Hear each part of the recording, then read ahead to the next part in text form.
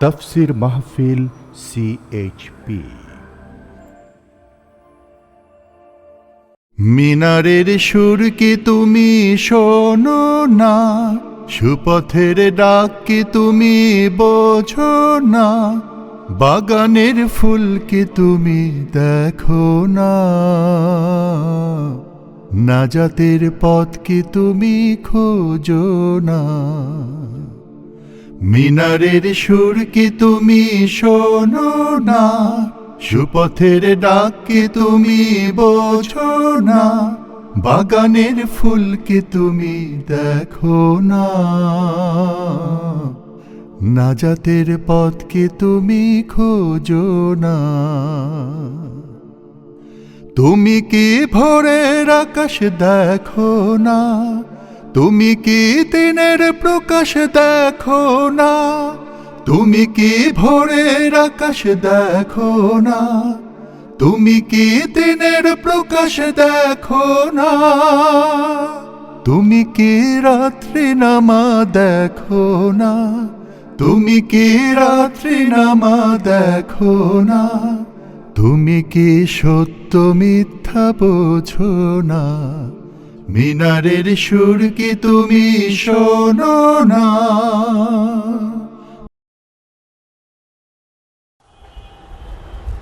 আমি দেখতে চাইলাম শয়তানটা কই। 40 পাউন্ড মিশরীয় পয়সা লাগলো জাদুঘরে ঢুকতে। আমরা ঢুকতেছি, ঢুকে দেখলাম শয়তান কই, গুড়ি সব জায়গায়, বিশাল জাদুঘর। জিজ্ঞেস করলাম আসলটা কই, বলল যে তিনি দোতলায় আরাম ফরমাচ্ছেন, ওনারে দেখতে হলে আরো 40 পাউন্ড দেওয়া লাগবে। তো চিন্তা করলাম এটা কি অপচয় হয় নাকি। পরে দেখলাম আল্লাহ তাআলাই তো বলেছেন, কুল সিরু ফিল আরদ ফানজুর কাইফা কানা আকিবাতুল মুকাজ্জিবিন। আমার দুনিয়া ঘোরো আর আমার সত্যের অস্বীকারীরা তাদের পরিণতি আমি কি করেছি চোখ দিয়ে দেখো। তো আল্লাহই তো কইছে দেখতে যাই, দেখে আসি। যাই দেখলাম গ্লাসের বক্সের ভিতরে মিস্টার ফেরাউন চিতই শুয়ে রয়েছে। জীবনে তো শয়তান দেখি নাই, আমার মনে হয়েছিল শয়তান যদি দেখতাম মনে হয় এইরকমই হইতো। চোখ দুইটা এখনো আছে, মাথায় কয়েক গাছা চুলও আছে, হাতের নখও কয়েকটা আছে, গলাটা এরকম চিকন, বডিটা কাপড় দিয়া জড়ানো। আহারে ফেরাউন, কি জ্বালান জ্বালাইছ। মুসা আলাইহিস সালাম অনেক সময় তাকায় দেখলাম, আমার মন ফিরে গেল 3500 বছর আগের কোরআনের পাতায়, ইতিহাসের পাতায়। এই ফেরাউন মুসা আলাইহিস সালামকে তাড়া করেছে। মুসা আলাইহিস সালাম সাগর তীরে বসে আছেন। সাথীরা বললেন, ইয়া মুসা ইন্না লামুদরাকুন, আমরা তো পাকড়াও হয়ে গেলাম। সাঁড়াশি আক্রমণ 3 দিক থেকে আমাদেরকে ঘেরাও করেছে, পালাবার তো রাস্তা নাই। মুসা আলাইহিস সালাম বললেন, কাল্লা, কখনো নয়, কখনো নয়, রব্বি সাইয়াহদিন, অবশ্যই আমার আল্লাহ আমার পথ বের করে দিবেন। সুবহানাল্লাহ, তো আসতে কইলেন। এর নাম নবীর ঈমান। আপনারা কি ভয় পান? কত দলে জোট বানাইলো, এটা ভয় পাওয়ার কোনো কারণ নাই। মুসলমানদের জন্য আল্লাহ তাআলা যথেষ্ট। আলাইসাল্লাহু বিকাফিন আবদা, আল্লাহ তাআলা বলছেন আমি আমার বান্দার জন্য যথেষ্ট নই। আরে বেটারা কও, অবশ্যই যথেষ্ট। আবার জোরে বলো। মুসা আলাইহিস সালাম বললেন, ভয় পাইও না, আমি যার গোলামি করি তিনি আমারে পথ করে দেবেন। মুসা আলাইহিস সালাম লক্ষ্য করলেন, হঠাৎ করে সামনের দিকে দরিয়া ফাঁক হয়ে গেছে, পানি প্রাচীর হয়ে গেছে, মাঝখান দিয়ে রাস্তা তৈরি হয়ে গেছে সাগরের মধ্য দিয়া। মুসা আলাইহিস সালাম তার দলবল নিয়ে রওনা করলেন। মাঝখানে এসেছেন ফেরাউন তার দলবল নিয়ে। দরিয়ার পাশে এসে দেখে, মাশাআল্লাহ, এ তো গ্র্যান্ড ট্রাঙ্ক রোড। ও মনে করছে ওর বাজানের তৈরি করে রাস্তা। দলবল নিয়ে ঢুকলো। ও যখন মাঝখানে, আল্লাহ মুসা আলাইহিস সালাম উঠাই দিয়েছেন ওপার। ঠিক জায়গা মতো গেছে। ইন্না বাদশা রব্বিকা লাশাদীদ, এবার পাকড়াও এসে গেছে। আল্লাহ তাআলা বললেন পানি বন্ধ কর, রাস্তা বন্ধ কর। আল্লাহর কি এত কথা বলার দরকার আছে? না। কি বলছিল? কোন দুইটা অক্ষরের মালিক, কাফ আর নুন। কুন, দেন অ্যান্ড দেয়ার হয়ে যায়। ফায়াকুন, ইনফিনিট পাওয়ার, সীমাহীন শক্তির মালিক, যা খুশি তাই করেন। আল্লাহর কসম, দুনিয়ার মুসলমানেরা যদি আল্লাহকে এই পাওয়ার হিসাবে বিশ্বাস করে, পৃথিবীর কোন শক্তি মুসলমানদেরকে পদানত করতে পারবে না।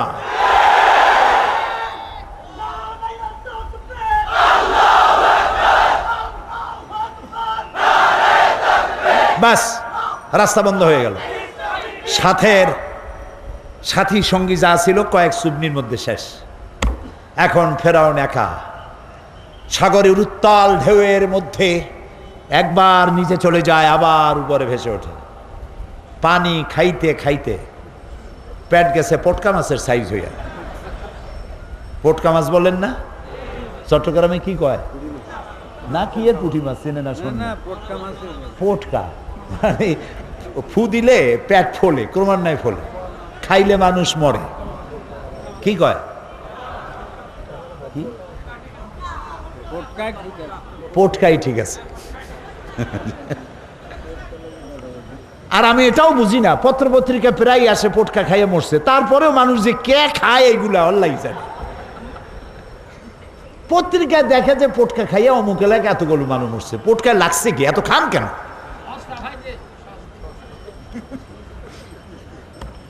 সস্তা পাইলি খাইতে হবে। আচ্ছা, যাই হোক, ফেরাউন দেখলো আর তো উপায় নাই। ফেরাউন বলছে আমানতু আন্নাহু লা ইলাহা ইল্লাল্লাযী আমানাত বিহি বানু ইসরাঈল। ও আল্লাহ, আমি ঈমান আনলাম ওই ইলাহের উপরে যার উপরে ঈমান এনেছে বনি ইসরাঈলেরা। আল্লাহরে বুঝাইতেছে যে তুমি যদি না বোঝো তাহলে তুমি এভাবে বোঝো যে বনি ইসরাঈলেরা যে আল্লাহর উপর ঈমান আনছে, আমি কিন্তু সেই আল্লাহর উপর ঈমান আনছি। ও আনা মিনাল মুসলিমিন, আর আমি তো মুসলমান। আল্লাহ, এরপরেও তুমি আমার চুবাও কে? আল্লাহ তাআলা বলছেন আল আন, এখন ওয়াকাদ আসাইতা ক্বাবলু ওয়া কুনতা মিনাল মুফসিদিন। দেখেন আল্লাহ তাআলার বাচন ভঙ্গি কি সুন্দর। ফেরাউন বলতেছে আনা মিনাল মুসলিমিন, আমি হলাম মুসলমানদের একজন। আল্লাহ কয় ওয়া কুনতা মিনাল মুফসিদিন, তুই তো সন্ত্রাসী। কি এর মুসলমান? তুই তো সন্ত্রাসী। সারাটা জীবন আমার নবীকে জ্বালাইছো, আমার গোলামদেরকে জ্বালাইছো। বেটা, তোরে আজ আমি ছাড়বো না, তোরে মারবো। তুই মরবি, তবে তোর শরীরটা বাঁচাবো। আলিয়াউমা নুনাজ্জিকা বিবাদানিক, আমি তোর শরীরটারে বাঁচায় দেব। পানিতে নষ্ট হবে না, জলচর প্রাণীরা খাবে না, মাটিতে নষ্ট হবে না, পোকা মাকড়ে খাবে না। আমি তোরে শুটকি বানাইয়া রাখবো কিয়ামত পর্যন্ত, যাতে পৃথিবীর সব স্বৈরাচারেরা তোরে দেখে যেন শিক্ষা নিতে পারে। আল্লাহ আছে না নাই? আরো জোরে বলো। সেই আল্লাহই আছে। বর্তমানে নব্য ফেরাউন, নব্য নমরুদ, পৃথিবীর নতুন নতুন স্বৈরাচার যারা হবে, আল্লাহ তাদের ইন্তেকাম নেওয়ার জন্য আমার আল্লাহ যথেষ্ট। ঠিক না? প্রিয় ভাই সব, চলুন মিশর থেকে ফিরে আসি বাংলাদেশে। আবার সময় হলে সেখানকার কথা আরো শোনাবো ইনশাআল্লাহ। বলতেছিলাম যে আল্লাহ রাব্বুল আলামিন, আল্লাহ রাব্বুল আলামিন এই পৃথিবীর মানুষগুলিকে ধনী এবং দরিদ্র দুই ভাগে ভাগ করেছেন। সেই ধনী এবং দরিদ্র দুই ভাগে ভাগ করে শ্রেণী হয়েছে। এই শ্রেণীগুলিকে সমভাবে অর্থনৈতিক বিলি বন্টনের ব্যবস্থাও করেছেন আল্লাহ তাআলা নিজেই। এবং আল্লাহর দেওয়া ব্যবস্থাপনার চাইতে সুন্দর ব্যবস্থাপনা পৃথিবীতে আর হতে পারে না। ইসলাম প্রচারের প্রথম দিনেই আল্লাহ রাব্বুল আলামিন মানুষকে জানাই দিলেন, মানুষের জন্য মানুষ চায়, ক্ষুধার সময় খাবার চায়, আর ভীতির সময় কি চায়? নিরাপত্তা। বলেন কি চায়? আল্লাহ রাব্বুল আলামিন কোরআনে কারীমের মধ্যে বলেছেন, ফালইয়াবুদু রাব্ব হাযাল বাইত আল্লাযী আত'আমাহুম মিন জু'in ওয়া আমানাহুম মিন খাউফ। কাবা শরীফের দরওয়াজায় এই সূরাটি লেখা আছে। কাবা শরীফের ভিতরে আল্লাহ রাব্বুল আলামিন আমার জীবনে একবার ঢোকার তৌফিক দিয়েছিলেন, আলহামদুলিল্লাহ। আমার চোখের সামনে অনেক রাজা বাদশাহ আমার চোখের সামনে ঢুকছে। জীবনে বহুবার আল্লাহ নিয়েছেন। বাইরে দাঁড়ায় এতিমের মতো কাঁদছি যে আল্লাহ, এই ঘরটার মধ্যে যদি একবার ঢুকতে পারতাম। কুয়েত এবং ইরাকে যেবার যুদ্ধ বাঁধল, সেই যুদ্ধের মীমাংসা বৈঠক আহ্বান করলেন বাদশাহ ফাহাদ। তাতে পৃথিবী থেকে 400 মেহমানদেরকে দাওয়াত দিলেন মীমাংসা বৈঠকে। কেমনে কেমনে আমার মতো একটা ভাঙ্গা ছেঁড়া মানুষও দাওয়াত পাইল। আমি তখন যখন প্লেনে উঠেছি, তখন আমার মনের মধ্যে একটা চিন্তা হলো, সারা জীবন যে আশাটা করতেছিলাম, আল্লাহ যদি এইবার এটা পুরো করতেন। আমাদেরকে হোটেলে নিয়ে জায়গা দেওয়া হলো। এশার নামাজের পর একটা ব্রিফ কেস দিল সমস্ত মেহমানদেরকে। ব্রিফ কেসের ভিতরে কাবা শরীফের গেলাপ পাইলাম, আতর পাইলাম, জায়নামাজ পাইলাম, আর পেলাম অনুষ্ঠান সূচি। অনুষ্ঠান সূচিতে লেখা 3 দিনের সমাপনী দিবস, 3 দিন কনফারেন্সের শেষ দিন, ওটা বৃহস্পতিবার দিবাগত রাত, শুক্রবার সকাল 7:30টায় মেহমানদের জন্য কাবা শরীফের দরজা খুলে দেওয়া হবে। আমি তো পড়িয়া আমার চোখে তখন পানি এসে গেছে। বৃহস্পতিবার রাত্রে সকালের অপেক্ষা আর করি নাই, গোসল করে নতুন কাপড় চোপড় পরে সারা রাত তাওয়াফ করেছি, নামাজ পড়েছি, সকালের অপেক্ষা করেছি। ফজরের নামাজের পরই আর্মি এসে ঘিরে ফেলেছে কাবা শরীফ। যারা ভেতরে তাওয়াফ করতেছিল তারা বেরিয়ে গেল। মাতাফের কিছু জায়গা তারা আটকে ফেললো, বাইরের থেকে তাওয়াফ হবে। কাবা শরীফের পাশটা খালি। প্লেনে ওঠার মতো বিরাট সিঁড়ি এসে হাজির হয়ে গেল। আমি তো সারা রাত থেকে তৈরি, আমার চিন্তা আমি আগে উঠব, কিন্তু পারলাম না। তৎকালীন আজাদ কাশ্মীরের প্রেসিডেন্ট সর্দার আব্দুল কাইয়ুম উঠে পড়লেন আগে। 2 নম্বরে উঠলেন রাশিয়া এবং আফগানের যুদ্ধের নেতৃত্ব দিয়েছিলেন আব্দুর রব আস-সাইয়াফ আর-রাসূল। তিনি আফগান মুক্তিযুদ্ধের সর্বাধিনায়ক, তিনি উঠলেন। 3 নম্বরে আল্লাহ তারে গোলামকে চান্স করে দিলেন। ভিতরে ঢুকে তখন তো আর কাবা একদিকে নাই, চারোদিকে কাবা। চারোদিকে দুরাকাত নামাজ পড়ে আল্লাহর ঘরের মাঝখানে সেজদায় পড়ে গেলাম। প্রায় আধা ঘন্টা জনমের মতো কাঁদলাম, যা মনে আসলো বলতে থাকলাম। হঠাৎ আমার মনে চিন্তা আসলো, আমি বুঝি অন্যান্য মেহমানদের উপরে জুলুম করতেছি, কারণ এই ঘরের মধ্যে 20-22 জনের বেশি লোক ধরে না। তা আমরা যত দেরি করব তাদের উঠতে তত দেরি হবে। তাড়াতাড়ি উঠলাম। আমি দাঁড়িয়ে দেখি আমার পাশে দাঁড়ানো রাজশাহী বিশ্ববিদ্যালয়ের প্রাক্তন ভাইস চ্যান্সেলর মরহুম ডক্টর M.A. বারী।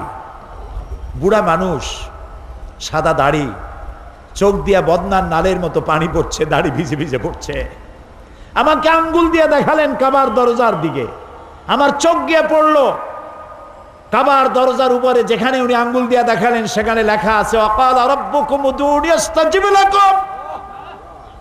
তোমার রব তোমাকে বলছে আমারে ডাকো, আমি ডাকের সাড়া দেব। আমি আবারও কানলাম, আল্লাহ আমার কাম আমি করছি, এবার জবাব দেওয়ার মালিক তো তুমি। আল্লাহুম্মা লা তারুদ্দানা খাইবিন। ওর নিচেই দেখি লেখা সূরা কুরাইশ, ফালিয়াবুদু, পুরা সূরা লেখা ফালিয়াবুদু রাব্বা হাযাল বাইত।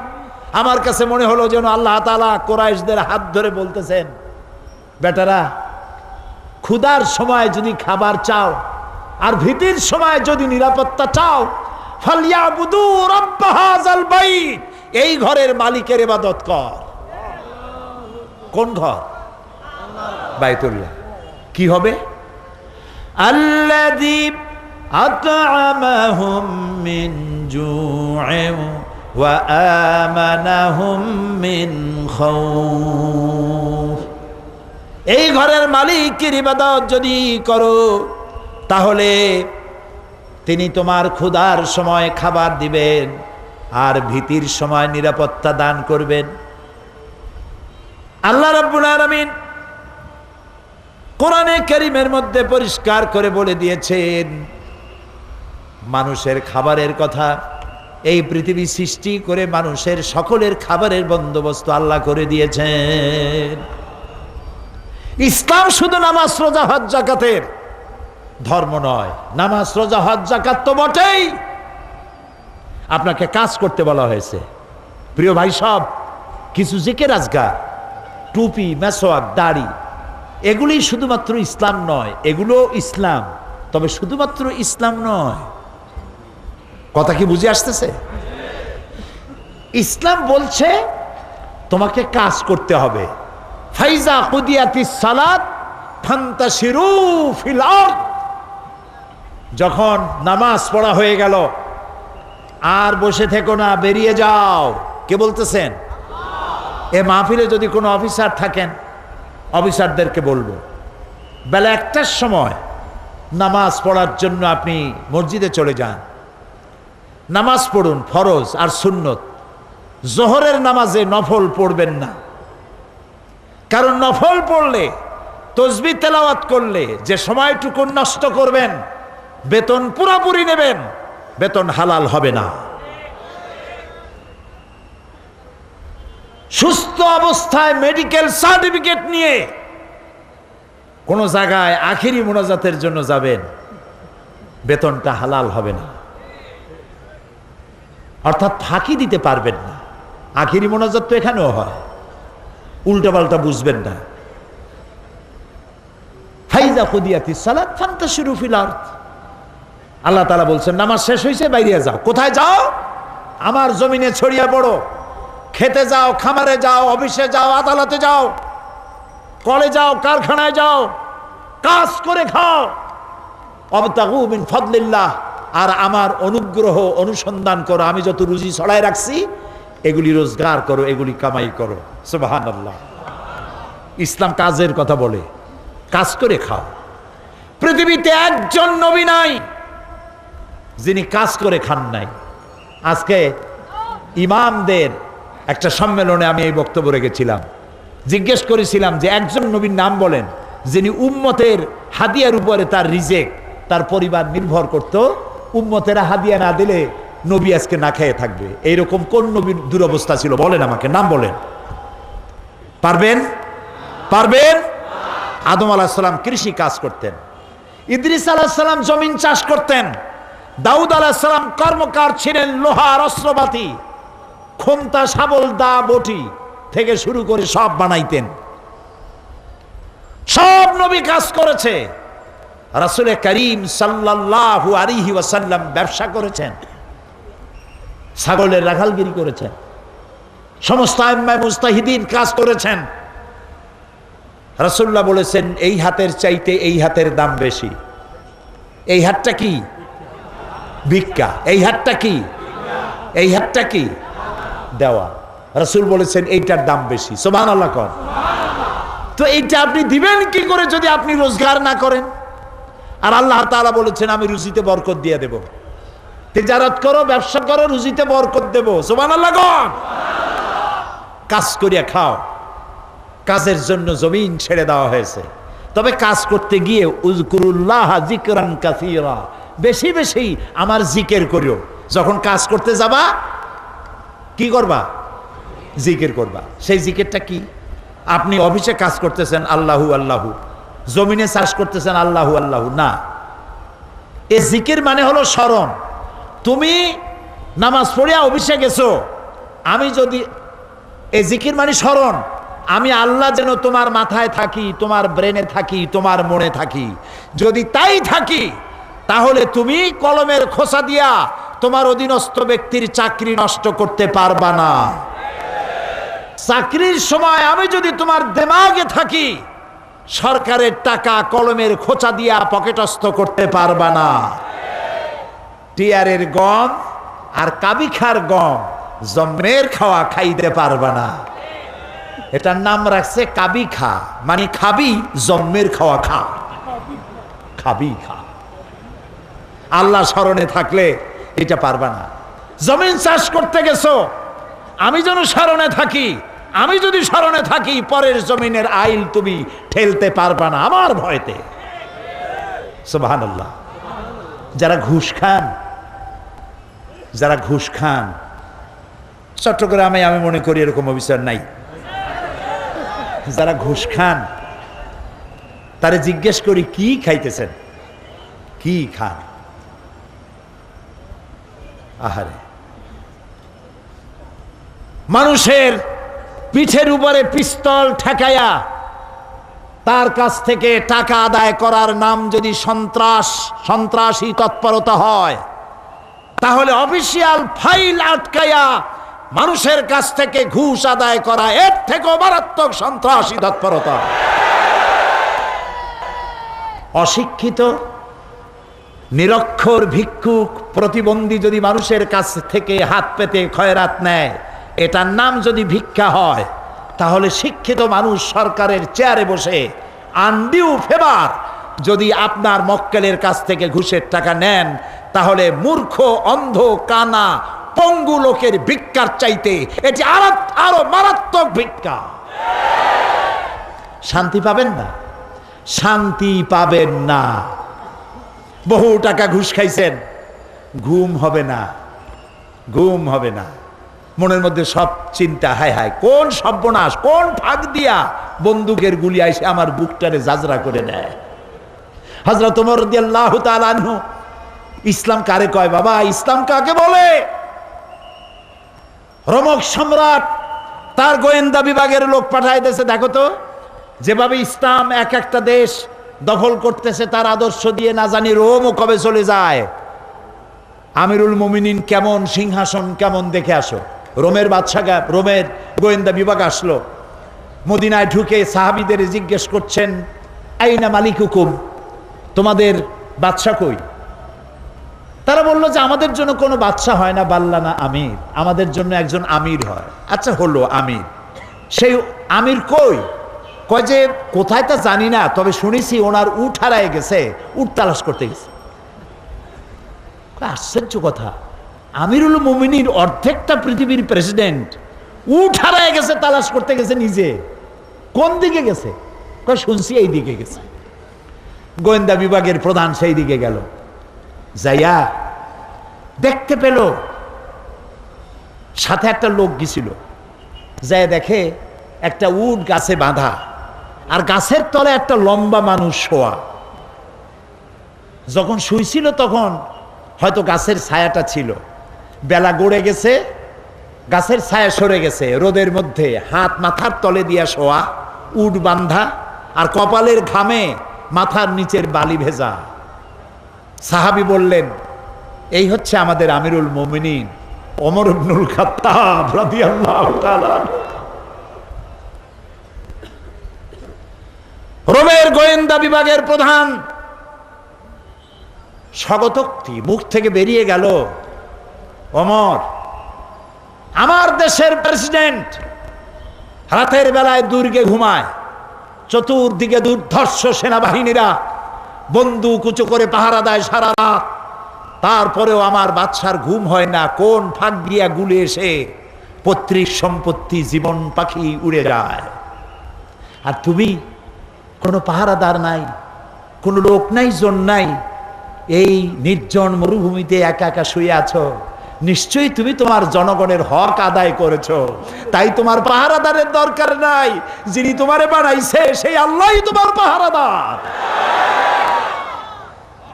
এর নাম ইসলাম। শুধু নামাজ, রোজা, হজ, যাকাতের নাম ইসলাম নয়, এর নাম ইসলাম। রুজি রোজগার করার জন্য সমস্ত নবীরা কাজ করেছেন, সাহাবায়ে কেরাম কাজ করেছেন, ক্ষুধায় কষ্ট করেছেন, ক্ষুধার যন্ত্রণায় ছটফট করেছেন সাহাবায়ে কেরাম। নবী করিম সাল্লাল্লাহু আলাইহি ওয়াসাল্লাম দুয়ারে দুয়ারে খাবার পৌঁছাইছেন, নিজে কষ্ট করেছেন। প্রিয় ভাই সব, হযরত ওমর রাদিয়াল্লাহু তাআলা আনহু মসজিদ নববীর ভিতরে বসে দেখলেন জোহরের সময় কয়েকটা লোক বসা, আসরেও তারা, মাগরিবেও তারা, এশায়ও তারা, পরের দিন ফজরেও তারা। জিজ্ঞেস করলেন, এই বেটারা তোমরা কারা? প্রত্যেক নামাজে এক জায়গায় দেখি। বলল যে আমরা আল্লাহর ইবাদত করি, জিকির আজকার করি। তো তোমরা খাও কি? কয় যে আল্লাহ ভরসা করে আছি, আমাদের এই জায়গায় জিকির আজকার করতে দেখিয়া এলাকার লোকেরা রান দিয়ে আমাদেরকে খাওয়ায়।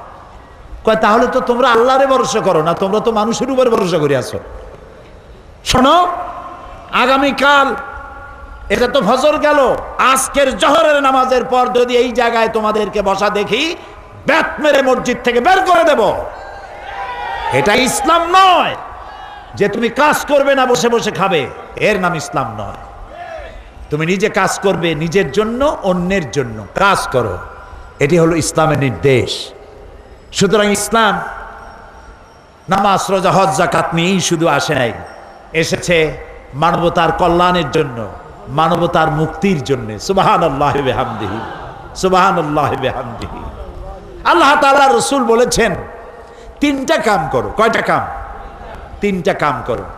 আফশুস সালাম ওয়া আতইমুত তুআম ওয়া সাল্লু ওয়ান নাসু নিয়াম তাদখুলুল জান্নাতা বিসসালাম। সুবহানাল্লাহ। আফশুস সালাম, সালামের প্রচলন করো, খালি সালাম দাও। কালকে বলছিলাম না, মনে আছে? এই যে দেখা হইলো আসসালামু আলাইকুম, রাস্তায় দেখা হবে আসসালামু আলাইকুম। হযরতে আব্দুল্লাহ বিন ওমর রাদিয়াল্লাহু তাআলা আনহুমা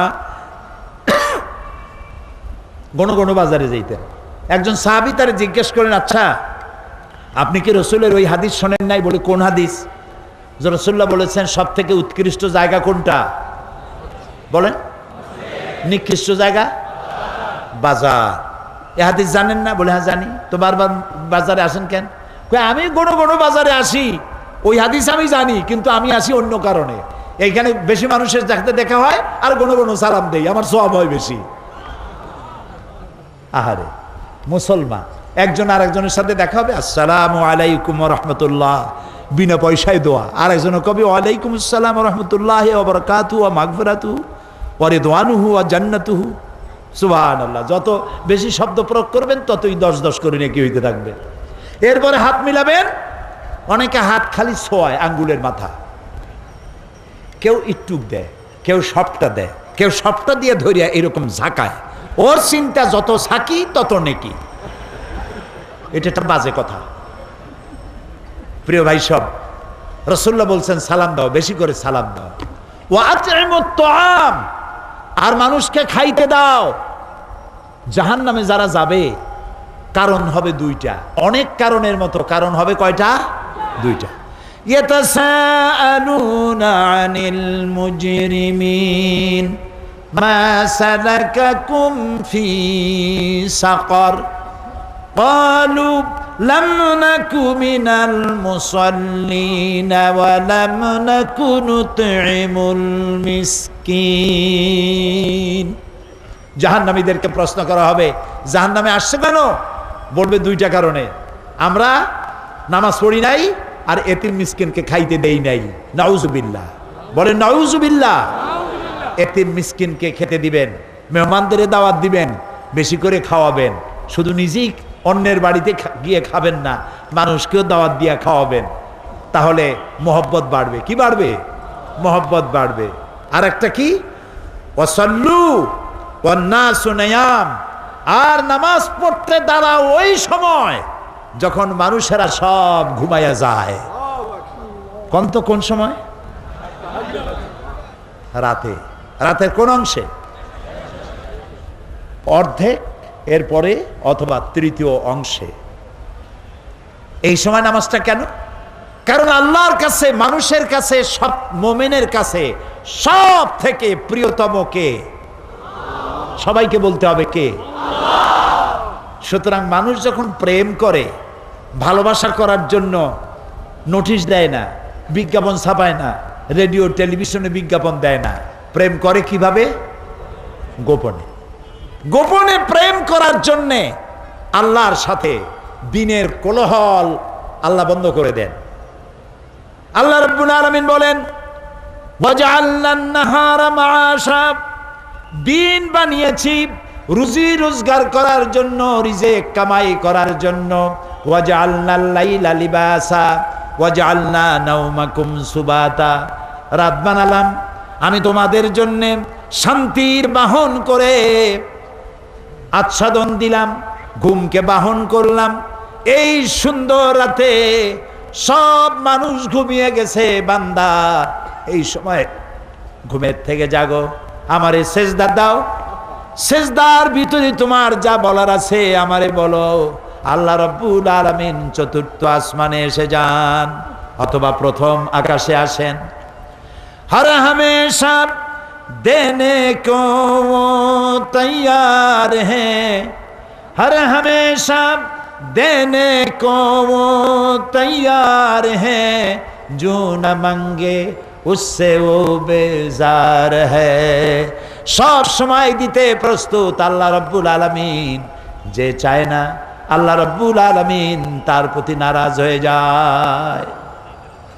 গভীর রাত্রি সিজদার ভিতরে গিয়ে মানুষ যখন কাঁদতে থাকে, আল্লাহ রাব্বুল আলামিন ফেরেশতাদেরকে জিজ্ঞেস করেন, আমার ফেরেশতারা পৃথিবীতে মানুষ যখন সব ঘুমানো, আমার এই বান্দাগুলি কান্দে কেন, বান্দিরা কান্দে কেন?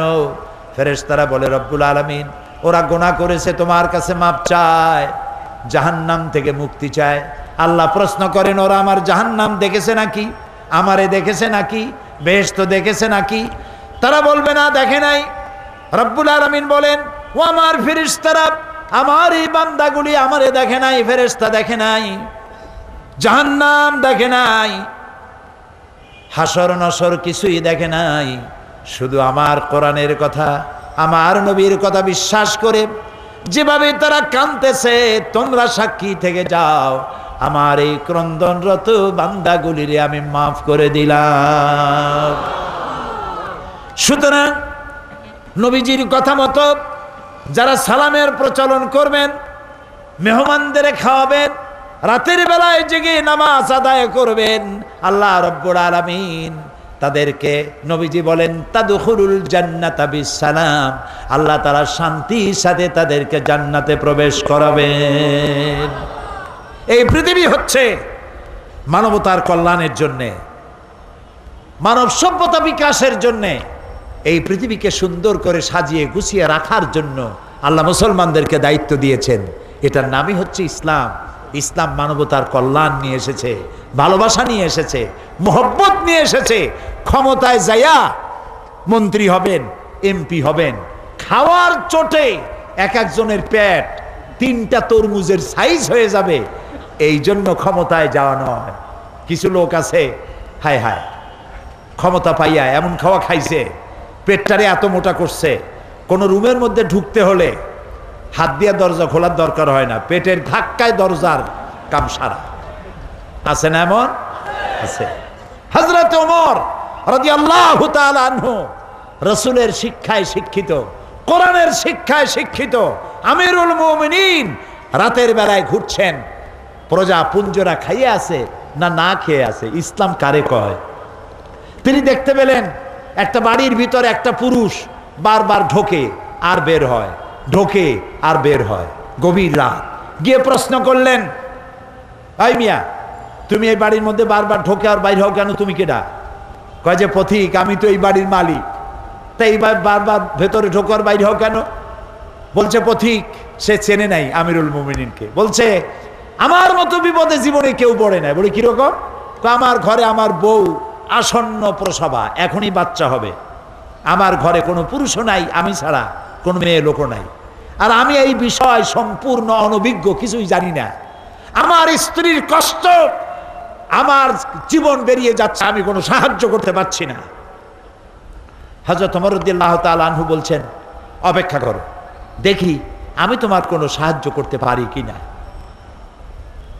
গোটা পৃথিবীর অর্ধেকটা পৃথিবীর প্রেসিডেন্ট খলিফাতুল মুসলিমিন আমিরুল মুমিনিন দৌড় দিলেন। কিছুক্ষণ পরে একটি মেয়ে লোক নিয়ে আসলেন।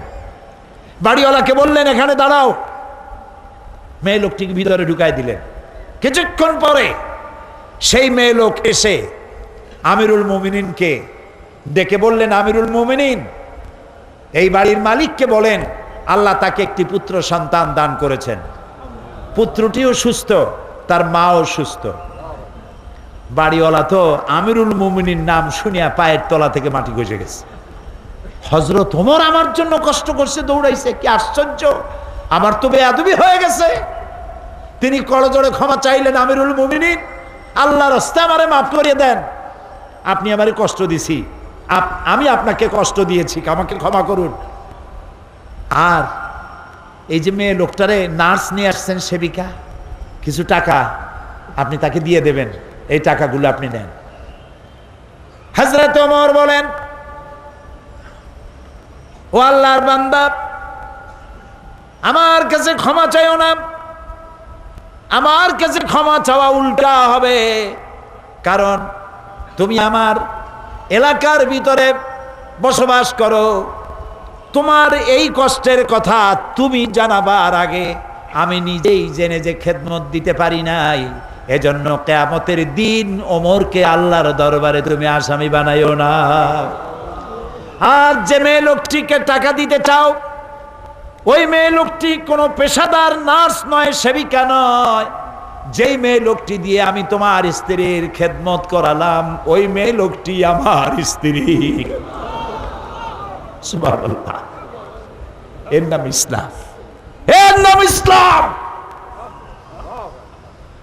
শুধু নামাজ রোজা হজ যাকাতের জন্য নয়, নামাজ রোজা কম্পালসারি ডিউটি, দাড়ি রাখা মুসলমানের আলামত, মেসওয়াক করা, সুরমা লাগানো, লম্বা জামা গায়ে দেওয়া, এগুলি ইউনিফর্ম। কিন্তু মূল স্পিরিট, আসল জিনিসটা হারায় ফেলেছি, খোলস হারায় ফেলেছি, মূল জিনিস হারাইয়া খোলস ধরে আছি। হ্যাঁ, পাগড়ি আমার দরকার, এটা আমার শেয়ার, আমার পাগড়ি প্রয়োজন, আমার টুপি প্রয়োজন, আমার দাড়ি প্রয়োজন, আমার লম্বা জামা প্রয়োজন, আমার তসবিহ প্রয়োজন, কিন্তু সব থেকে বড় প্রয়োজন ছিল মানব প্রেম।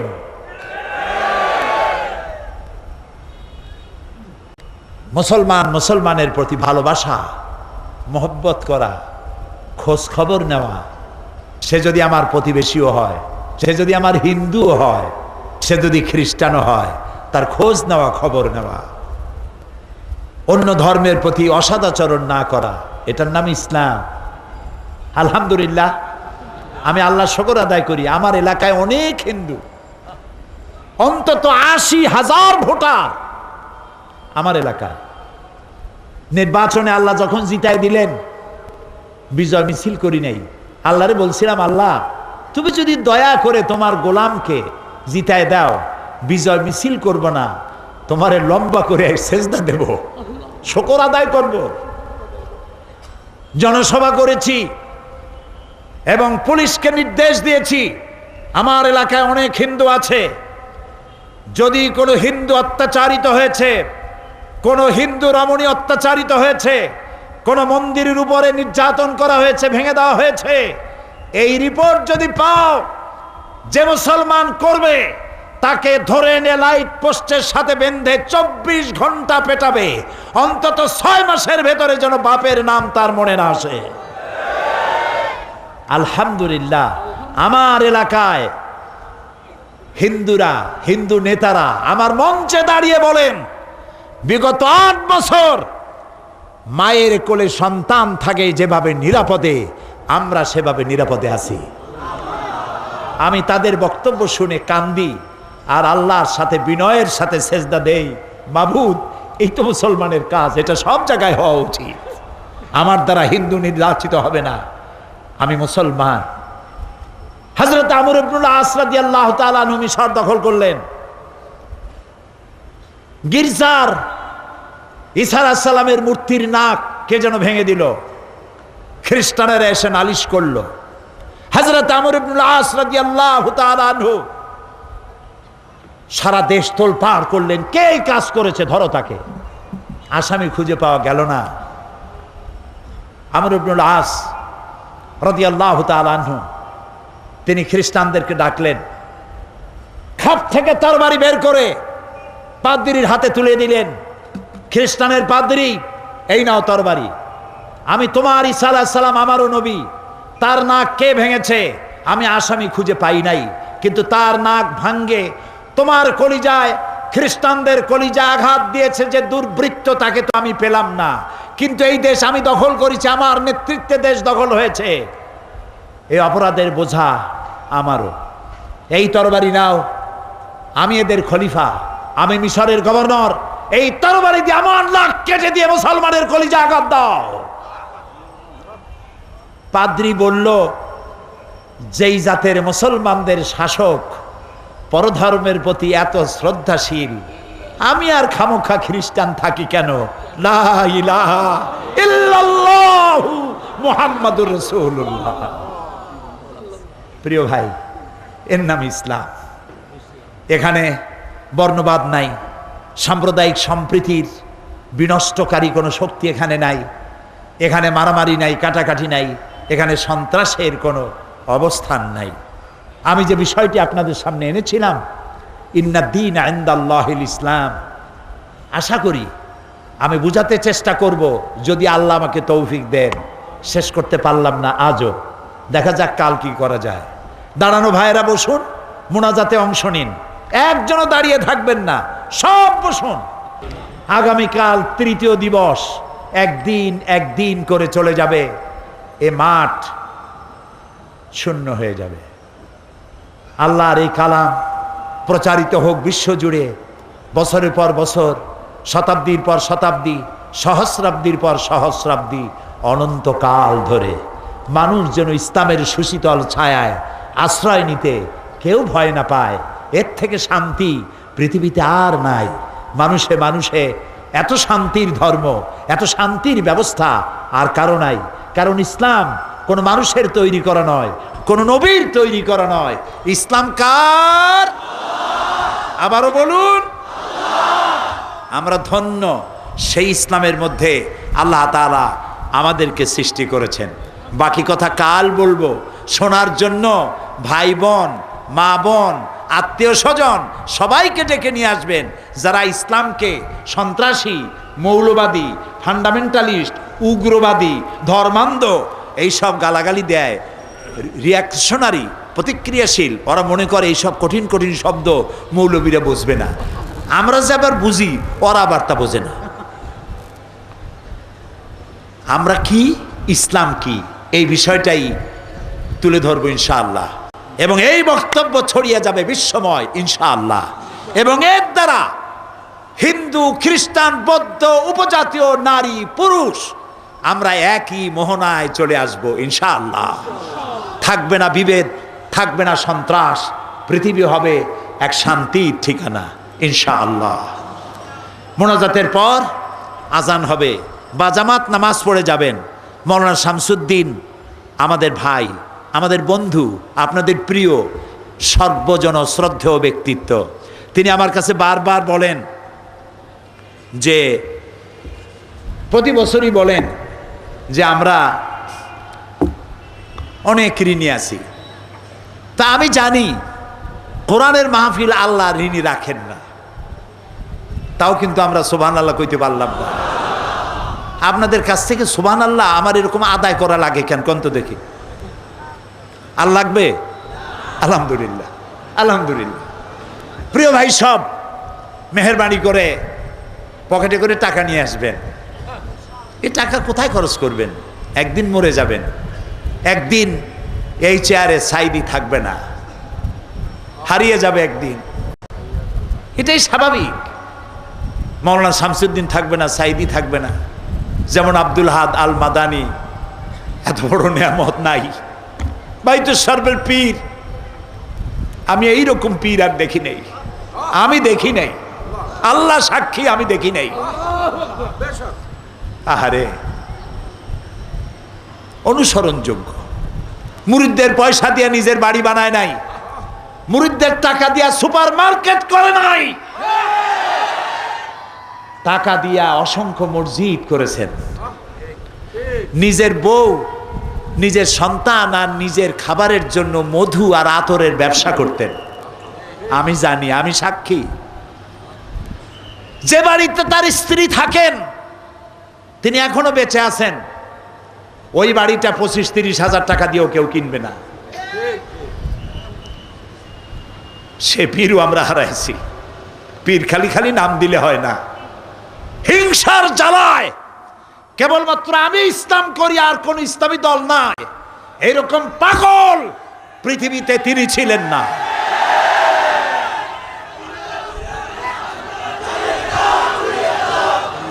সেই বলতেছি, সেই পীর সাহেব নাই, গারাঙ্গিয়ার পীর সাহেব নাই। তারপরে আমরা হারাইছি। এই মাহফিলে ওয়াজ করতেন, আমি বলতাম চট্টগ্রামের ওল্ড লায়ন, নাম কি? সিদ্দিক আজাদ। আমারে দেখলি আমার কপালে একটা চুমা দিতেন, তিনিও নাই। হারাইছি। এই মঞ্চে বক্তৃতা করতেন শাইখুল হাদিস হযরত মাওলানা আবুল কাসেম মোহাম্মদ সিফাতুল্লাহ। আমার মঞ্চেই বক্তৃতা করতে করতে শহীদ হয়ে গেলেন। আল্লাহ তাকে শাহাদাতের মর্যাদা দিন। সারা জীবন ইসলামের খেদমত করেছেন। হারাইছি। মাদ্রাসা শিক্ষকদের জন্য বিশাল অবদান রেখেছেন, এদেশের আলেমদের জন্য অবদান রেখেছেন। মাওলানা আব্দুল মান্নান, প্রাক্তন মন্ত্রী, আল্লাহ তাআলা এইসব মরহুম ব্যক্তিদেরকে জান্নাতুল ফেরদাউসে ঠিকানা বানিয়ে দিন, তাদের জীবনের সাইয়াদগুলি হাসানাত দিয়ে বদলায় দিন। প্রিয় ভাই সব, আরেকজনের কথা আসলো, দুবাই, মরহুম আব্দুল আজিজ। দুবাই সরকার আমাকে 2 বার ইন্টারন্যাশনাল কোরআন কম্পিটিশন মুসাবেকাত, কোরআন কম্পিটিশনের প্রধান অতিথি হিসেবে বাংলাদেশ থেকে আমাকে দাওয়াত দিয়েছিল। কোন হলে লোক জায়গা দিতে পারবে না বলে দুবাই ন্যাশনাল ঈদ গ্রাউন্ডে মাহফিল করেছে আমার জন্য, যা দুবাইয়ের ইতিহাসে কোনোদিন হয় নাই। এর পূর্বে লক্ষাধিক লোকের বিশাল সমাবেশে দুবাইতে যে বক্তব্য রেখেছিলাম, দুবাই থেকে 4টা টেলিভিশন লাইভ প্রচার করেছিল। সেখানে আমার খেদমতে নিয়োজিত ছিলেন পাবনার মরহুম আব্দুল আজিজ। তিনি রোড অ্যাক্সিডেন্টে, সড়ক দুর্ঘটনায় আল্লাহ তাকে নিয়ে এনেছেন। আল্লাহ তাকে জান্নাতুল ফেরদাউসের মেহমান বানিয়ে দিন। আজকেও সৌদি আরব থেকে আমার কাছে টেলিফোন এসেছে, বেলাল হোসেন নাম, 15 বছর বিয়ে করেছেন, সন্তান নাই, কাঁদতে ছিল আর দোয়া চাইতেছিল। প্রিয় ভাই সব, আল্লাহর কসম, এই দোয়া কবুলের ভিতরে সাইদির কোন কেরামতি নাই, কোন কারিশমা নাই, আল্লাহর কসম। এখানে যে দোয়া যদি কবুল হয় তার একমাত্র কারণ কালামুল্লাহ, আল্লাহর কোরআন। আমি অযোগ্য, আমি অপদার্থ, আমি আল্লাহর এক গোলাম। সমস্ত মুজিজা এই কোরআনের। তাই লোকেরা বিশ্বাস করে এখানে দোয়া করলে আল্লাহ অনেক কথা শোনেন, না শুনলেও তার কিছু আসে যায় না। ফাআলুল লিমা ইউরিদ, যা খুশি তাই তিনি করেন। বান্দা শুধু চাইতেই পারে, অভিমান করতে পারে না। একজন একটা কবিতা বানাইছিল, আগার বক্স করো জারি, না বক্স তো ক্যা করো ক্যা। আয় আল্লাহ, তুমি যদি আমারে বক্স দাও, না ভুল বলেছি, আগার বক্স জহি কিসমত, না বক্স তো করো ক্যা। একজন কবি লিখেছেন, আল্লাহ তুমি যদি আমারে মাফ করে দাও তাহলে তো আমার খোশ কিসমত, আর যদি না মাফ করো তাহলে আমি আর করবো কি। আল্লাহর এক বড় আলেম, তিনি শুনে বললেন, এই কবি তো বেয়াদব, তুমি যদি আমারে মাফ করো তাহলে আমার খোঁজ কিসমত, না করলে করবো কি? এটা একটা কথা হইল? কবিতা পাল্টাও, এভাবে লেখো, আগার বক্সে জহি কিসমত না বক্সো তো করো জারি। আল্লাহ তুমি যদি আমারে মাফ করো এটা আমার খোশ কিসমত, আর যদি না মাফ করো, যতক্ষণ না মাফ করবা কাঁদতেই থাকবো। এটার নাম হলো ঈমান। সুতরাং আল্লাহ রাব্বুল আলামিনের কাছে এখানে বসে যত দোয়া করেছি, এরকম বহুত হইছে। মাহফিলে দান করেছে, বলেছে 15 বছর 20 বছর 10 বছর বাচ্চা হয় না, আমরা এখানে দোয়া করেছি, কার দোয়া আল্লাহ কবুল হয়েছে আল্লাহই ভালো জানেন। পরের বছর বাচ্চা কোলে নিয়ে মাহফিলে আসছে, আলহামদুলিল্লাহ। আজকে আসরের নামাজের পরে মক্কা শরীফ থেকে বেলাল হোসেন নামে এক লোক টেলিফোন করেছে আর কাঁদছে, 15 বছর সন্তান হয় না, তার বউ কান্দে, সে কান্দে। আল্লাহ তোমার দরবারে তো সন্তানের রুহের কোনো অভাব নাই, তুমি যে সব নরনারী সন্তান পায় নাই, কলিজাটা মরুভূমির মতো হয়ে গেছে, কণা মাত্র রহমত দিয়া তাদের কলিজা ভরিয়া দিয়ে দাও, সন্তান দিয়ে দাও। যারা দোয়া চেয়েছেন, জি আমরা তাদের জন্য দোয়া করব। বিদ্যুৎ বিভাগ, তাদের জন্য দোয়া করতে হবে। সারা দেশে এখন বিদ্যুৎ সংকট চলছে, চাহিদার চাইতে উৎপাদন কম, কিন্তু চট্টগ্রাম তাফসীর মাহফিলে লোডশেডিং হচ্ছে না। এটার পেছনে যারা কাজ করছেন, খেদমত করছেন, আল্লাহ তাআলা তাদের মা বাপ এবং তাদের কবরগুলি কোরআনের নূর দিয়ে ভরে দিও। যেসব পুলিশ, র্যাব, গোয়েন্দা বিভাগ এ বিশাল মাহফিলের নিরাপত্তা প্রদান করছেন, আল্লাহ তাআলা তুমি তাদের জীবনের নিরাপত্তা দিও, তাদের বিবি বাল বাচ্চাকে নিরাপত্তা দিও, এবং জীবনের গুনাহ খাতা মাফ করে দিয়ে ইসলামী জীবন যাপনের তৌফিক দিও। আজ আর নয়, আগামীকাল বাকি কথা হবে। কয়েকটি বই এসেছে, আমি আগেই বলেছি, সারা বছর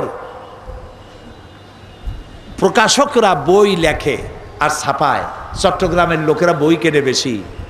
গল্পের বই পড়ে লাভ নাই, উপন্যাস নাটক পড়ে লাভ নাই, সামান্য উত্তেজনা, রোমান্স, আর কিচ্ছু নাই। কোরআন এবং হাদিসের বই পড়লে জীবন সংশোধন হয়, শুনলেও হয়, পড়লেও হয়।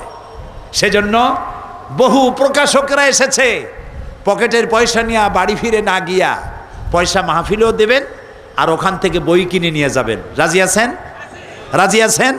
আল্লাহ তৌফিক দিক।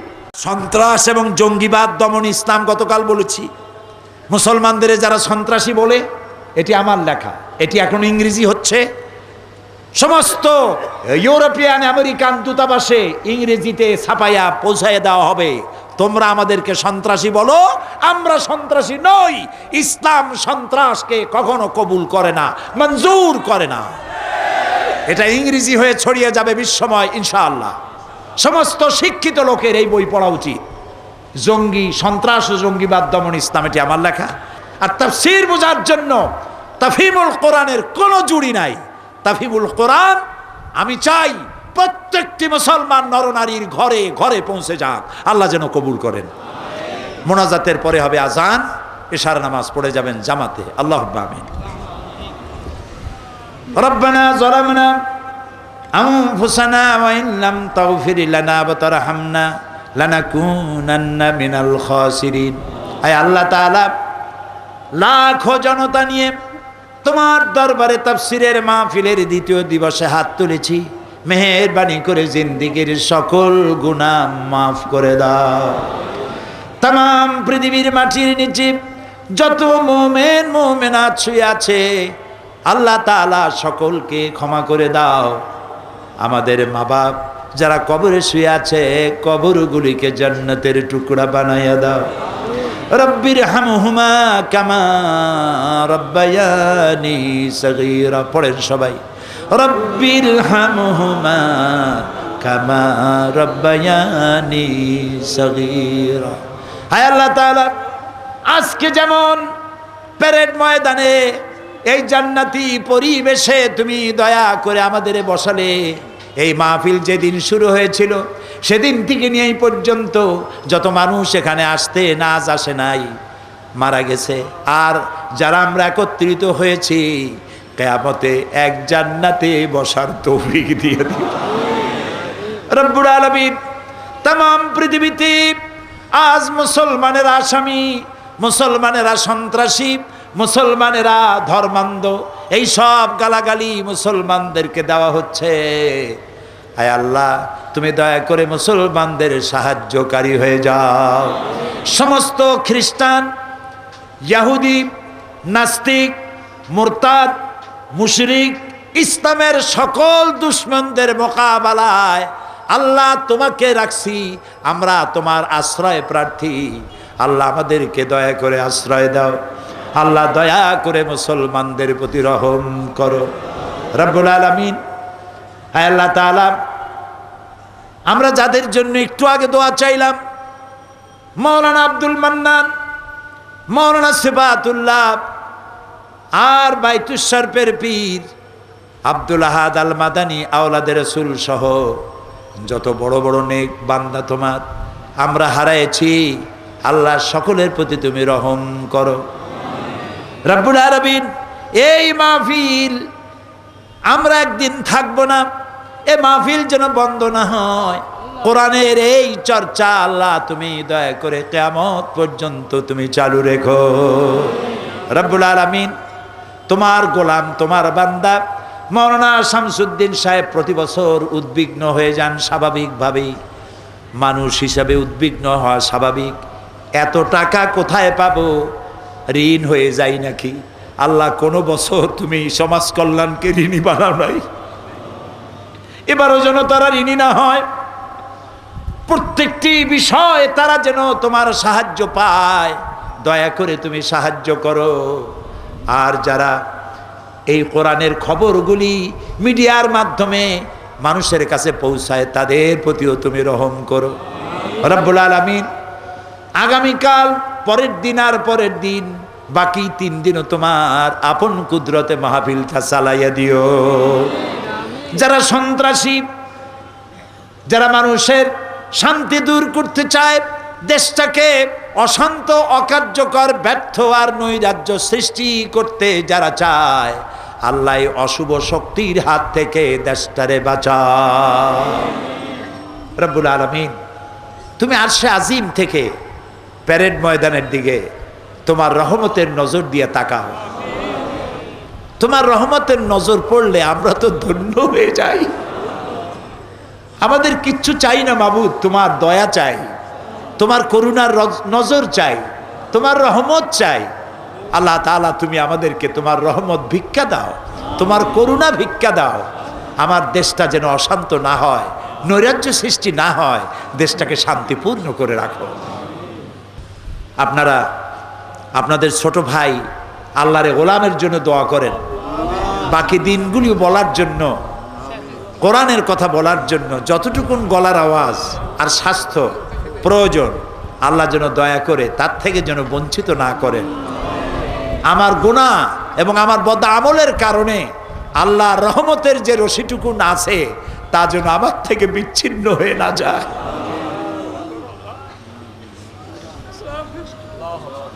আল্লাহুম্মা জিদনা ওয়ালা তানকুসনা, আল্লাহুম্মা আকরিমনা ওয়ালা তুহিননা, আল্লাহুম্মা আ'তিনা ওয়ালা তাহরিমনা, আল্লাহুম্মা আসিরনা ওয়ালা তুসির আলাইনা।